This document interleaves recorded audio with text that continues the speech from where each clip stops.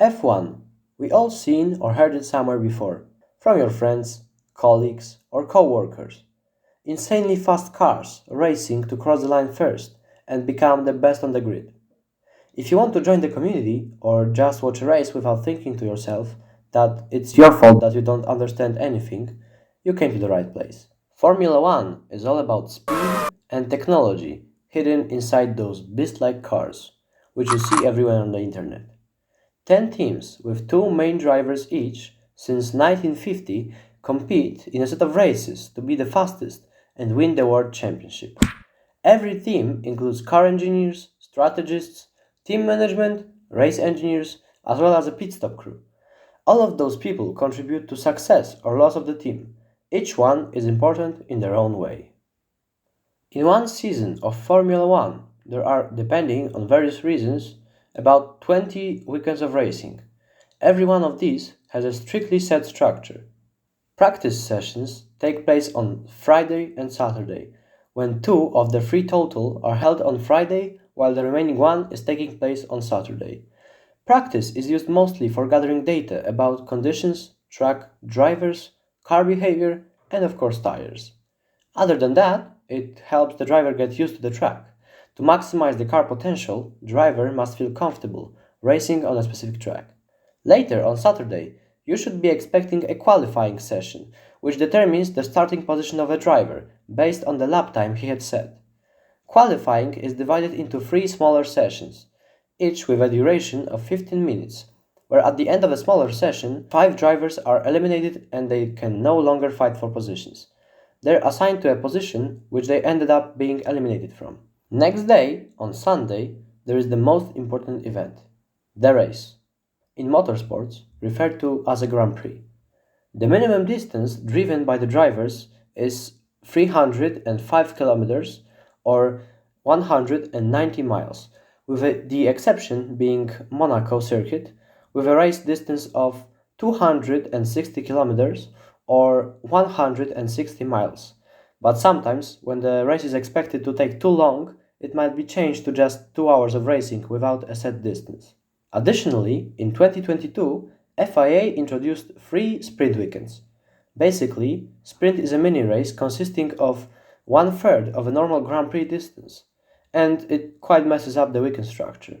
The objective of every team during the Grand Prix is to score as many points as they can. The only places that can earn you points are the top 10. First place guarantees 25 points for the driver and the team.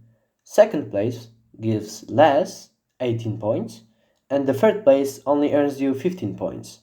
Going further, we have 4th place, 12 points, 5th place, 10 points, 6th place, 8 points, 7th place, 6 points, 8th place, 4 points, 9th place, 2 points, and 10th place with 1 point. Those points matter the most to drivers because they indicate their general classification placement. Second thing worth mentioning are flags. There are many flags in F1, but I'm only going to talk about the most important ones. Green flag means the restart or start of the race. Yellow flag tells drivers to slow down, in most cases because of an accident. Red flag tells drivers to stop or to go to the pit lane and indicates sudden break in racing, typically used in very bad weather conditions or after a serious accident. Black flag means the disqualification of the driver from the race. Blue flag tells the drivers that they're getting lapped by the other driver and they must let them pass them. Flags are a great system of communicating with the drivers and it has been used for many years. The third thing I want to address are pit stops. Those are stops at the pit lane where all the teams reside. Every driver must go through at least one. During the pit stop, pit crew can change tires, choosing from hard, medium, and soft, where softer have better grip, while harder last longer, as well as do some small repairs like changing a damaged front wing. Refueling was banned in 2010 because of safety issues. The most exciting things to look for during a Grand Prix are drivers fiercely battling for positions, trying to overtake and bring as many points as they can. Championship standings are the thing that every fan looks curiously at. At the end of every F1 season, among all the drivers, the one with the most points scored in the entire season will be the Formula One World Champion. Same goes for constructors.